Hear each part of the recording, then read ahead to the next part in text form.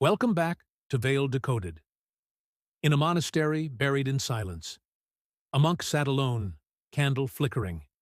He was out of time. At dawn, he would be executed. His crime? A betrayal so severe, no penance could erase it. So he made a deal. Not with the church, with something else. He promised to create the largest book the world had ever seen, by morning. A book containing all the knowledge of man, every scripture, every law, every secret. The monks agreed. If he could finish it, his life would be spared. But by midnight, he knew it was impossible. So he made another promise, one not spoken aloud. He offered his soul. And legend says, the devil answered. The result? A 165-pound manuscript. 624 pages of holy text, medical knowledge, and forbidden writings, written in a single hand, perfectly aligned. No corrections. The ink never fades. The pages never yellow. It's called the Codex Gigas, Latin for giant book. But it's also known by another name, the Devil's Bible. Why? Because on page 577, there's a full-page illustration.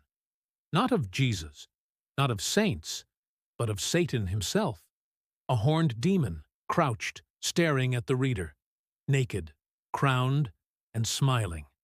No other Bible in the world contains such an image. No one knows why it's there, or who told the monk to draw it. But the room it was created in? It's said to echo with voices, even now. The book contains the Old and New Testaments, Jewish war histories, medicinal recipes, magic spells, exorcism rituals, and a section that was torn out. No one knows what it said, but some believe it described the terms of the pact. The Codex Gigas has been passed from kingdom to kingdom. It's survived fires, invasions, and censorship. Everyone who touches it seems cursed to fall. Even Hitler's men tried to get it. They failed. And it now sits in Sweden, behind glass, untouchable, guarded. They say no one is allowed to open it anymore. At least, not past a certain page. Why? Because some pages seem to move. On their own. Scholars have tried to replicate the handwriting. No one can. Experts estimate it would take over 20 years to finish what this monk supposedly did in a single night. That is, if it was done by human hands.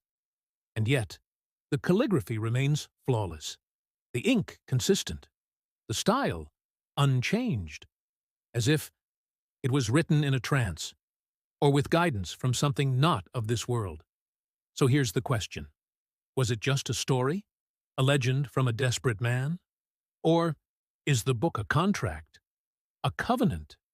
Not between man and God, but between man and something older, darker, more permanent. Maybe the Codex Gigas wasn't written to save the monk's life. Maybe it was written to ensure his place in the next one. The veil has been lifted. What do you see?